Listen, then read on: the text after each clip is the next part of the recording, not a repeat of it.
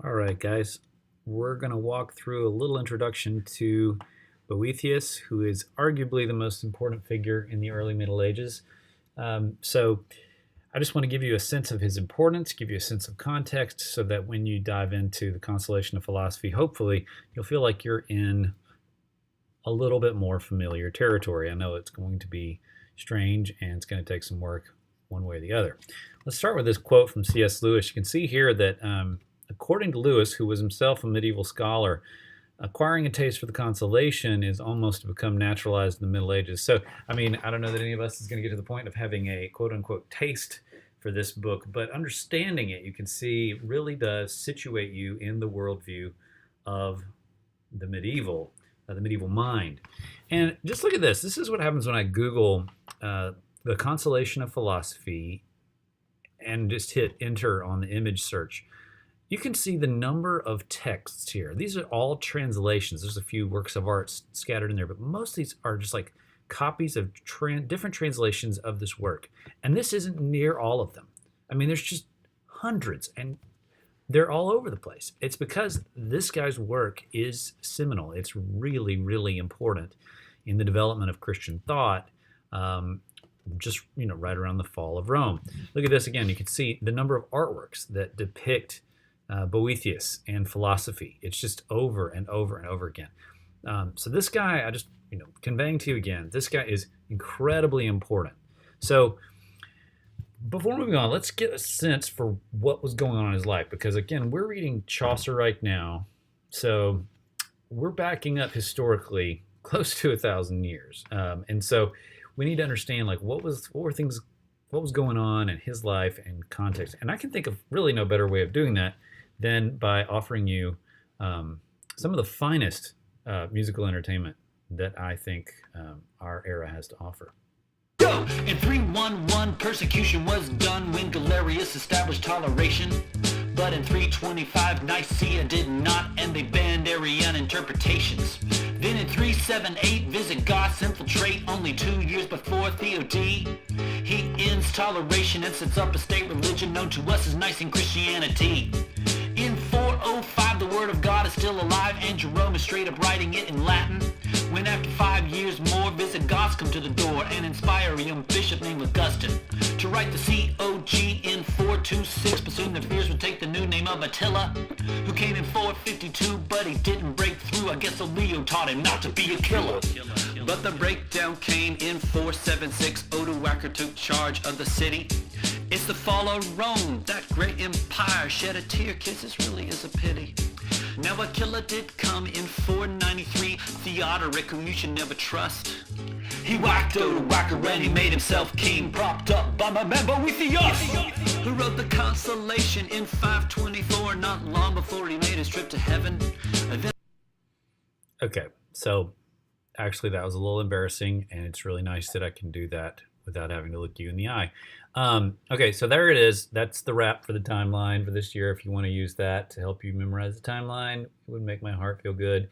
But it is what it is.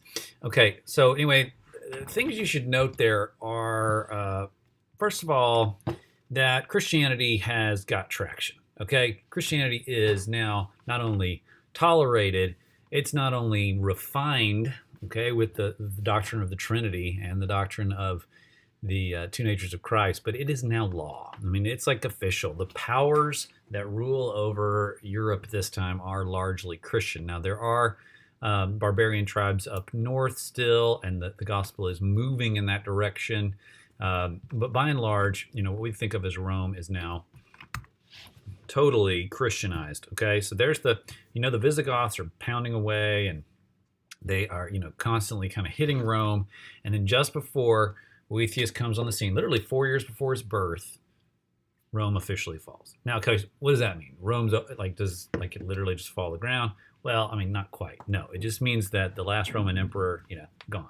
And so Theodoric is this guy who comes in, and he's actually a Goth. Now, the interesting thing there is that creates kind of some tension in Italy, because he's an Arian if he's a Goth, and that means he doesn't believe that Christ is co-eternal with the Father, right? So Nicene Christianity, which we call Catholic Christianity, is standard at this time, but by some political maneuvering, Theodoric is able to get the throne in Italy. Okay, so this is the guy that Boethius ends up working for. Okay, which is interesting because Boethius is, I think, pretty firmly in the Nicene camp. But the great thing about Theodoric is that he actually tried to kind of get everybody to cooperate and get along, see past their differences and stuff. So even a guy like Boethius had some ability for advancement in his administration. However, those theological things, here's the deal: the theological issues can become political, not just controversies, but they can become, big events, big splits. There can be a lot of like oppression as a result of being on the wrong side of this or that theological controversy. So we don't know why Boethius got in trouble with Theodoric. We just know that he did. So he led an influential life. So check this out. He was consul by the age of 30. 12 years later, both his sons served as consul, and then 2 years later, boop, he's dead. He gets executed. And from some accounts, pretty awfully so, in a pretty painful way. So why? What happened? No one really knows. The world at this moment is a political fog, and Theodoric is probably, he's unconventional. Okay, he's unconventional. I was going to say he's probably got a personality similar to our president, but that's going too far. The point is that he was unconventional, and he was having to kind of write his script fresh every day. Rome is done. He is running the show. And so, he's, hot one day and cold the next. And we don't know exactly what happened. We just know that Boethius at some point got caught up in the trouble. Now, when you're reading tonight, you're going to notice Boethius kind of describes this controversy and drama. And he's going to explain, I was trying to defend the Senate, and I was doing the right thing, and these people came and badmouthed me in public in the court, and they gave false testimony, and that's why I'm in this jail, and so we don't, but still, you can read through it, and if you get done and you're thinking, I don't understand, then join the club, okay, because no one quite gets why he was jailed and then eventually executed. All right, so the works of Boethius, he's important, but look at the man. He's also a genius, obviously. He just nonstop was just putting work out in an era where, this is all being done by hand, everything's being copied. The guy was just, a mind, a one in 100 years kind of mind. And he's just, he's writing on everything from math, Aristotle, to philosophical and theological stuff, and that Aristotle includes, all the genre. Like his works on poetics, his work on physics, and the rest of that. Okay, so he was really, he's just a huge figure. He's a transitional figure too. Dante, whom we're going to read later this year, calls him the last of the Romans and first of the Scholastics, and in so doing, he's sort of pointing out that Boethius is the first one to kind of begin this project of, thinking about the world philosophically, but doing it in the context of a Christian worldview, and really trying to find his way to truth, through the kind of the old Greco-Roman philosophical tradition. Maybe think Socrates here. Okay, he really is, and his book is something of a dialogue. So he really does take up the kind of the tradition of philosophy that the Greeks passed on to the Romans, who passed it on now to the Christians, and he takes it and he just sort of repackages it for this new world. Okay, so a couple of big themes to close out with. One, for Boethius, as for almost all old-time philosophers in the ancient world, for him it was a way of life, and you'll get a sense of that when you read. For him, he wasn't just doing this as a job. It was, he believed in it. He believed that the pursuit of wisdom was the right way to go. Okay, and for him, it was one and the same with his Christianity. So this is what he preferred. He preferred the academic life. He got kind of drafted into politics because he was so dang gifted. But he believed that this would change his life, and so for him, he was living what he read and taught. He's also, a great example of something we've already covered called the medieval synthesis, where he is able, he's going to talk about fortune. you're going to see that he believes in it. He believes in fortune, capital F, which, uh, by all evidence, seems to be a literally a deity who is in one way or another in charge of this planet. But he's also a Christian, so he also believes that the highest power is God. He believes, he seems to think that fortune is this sort of, I don't know what to say here, kind of like a governor, or something, some agent who is kind of delivering God's will in some way. All right, but for him, it's not a problem. Like, it's consistent with his worldview as a Christian. So there's that. The last thing is that you're going to notice this dialectical method. I may have already mentioned this, but it's Socratic in nature. He's going to be, talking back and forth with the embodiment of philosophy. So that's kind of where this kind of how this whole thing is going to be delivered. Now, let's start just before you read. I want to give you a little bit of context for what you're going to see. First of all, he's writing this in prison. So Boethius at this point is in prison, and he's not long from his own execution.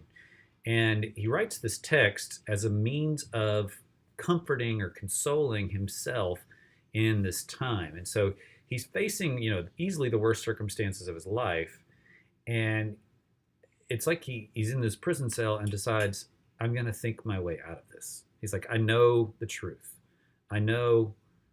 He's like, I know too much to just sit here and wallow. And so he starts to write. And he imagines a visit from philosophy herself, like an embodiment of philosophy. And she shows up while he's weeping in the prison cell and basically kind of gets on his case. And it's like, hey, we've been through this before. You know too much to be sitting there pouting over what's happening to you. I need to figure out what's wrong. And so she treats it like almost like a medical case. She sort of diagnoses him and decides, like, okay, well, we need to get some medicine in this guy. And the medicine, of course, is going to be the philosophy and the dialogue or the conversation that they're going to have.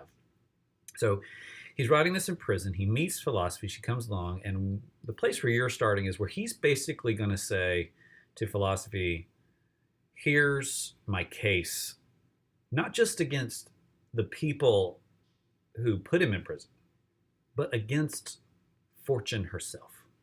In other words, he's saying, this is wrong. I have done everything the right way. I have pursued wisdom. I do not deserve to be in this prison. And he says, and the real tragedy is not so much that wicked men put me here, but that fortune sits by while I suffer innocently. And so pay attention, especially in that first reading where you're in book 1, and he's kind of going around again. He's talking about some of the circumstances. It's going to be hard to figure out what he's talking about, but pay attention to the places where he is sort of like pointing his finger at the heavens and saying, don't you care that I'm sitting here suffering, And that's what's going to get this whole thing going. It's not just that he's unhappy, but that he's unhappy and that he basically presents a case against philosophy. Okay? Well, with that, I am going to let you start reading. I hope you have great fun. This is a terribly interesting work, if you really will put your mind into it. And we'll have a fun time, I think, talking about some of the questions that it raises. So I'll see you very soon.